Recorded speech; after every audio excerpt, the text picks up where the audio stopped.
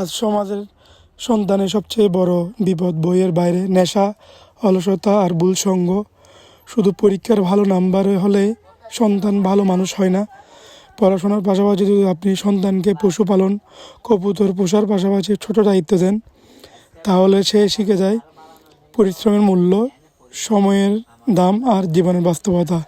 যে সন্তান ভরে ওঠে প্রাণীর যত্ন নেয়, সে সন্ধ্যায় নেশার আড্ডায় বসে না।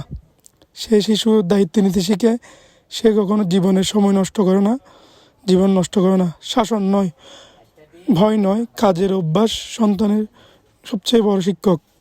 মাটির গন্ধ, পশুর যত্ন, গ্রামের শিক্ষা সন্তানকে মানুষ বানায়, শুধু শিক্ষিত নয়। আর যদি আপনার সন্তানকে আপনি কাজের সাথে যুক্ত করেন, কাল সমাজ পাবে নেশামুক্ত, দায়িত্ববান ও মানসিক প্রজন্ম। একটি কবুতর, একটি ছাগল, একটি দায়িত্ব, এই ছোট ছোট অভ্যাসগুলো সুন্দর বাচ্চার ভবিষ্যৎ গড়ে তুলতে সহায়ক। তাই সবাই ভালো থাকবেন, সুস্থ থাকবেন, শখের ছাগল পালনের পাশে থাকবেন। ধন্যবাদ।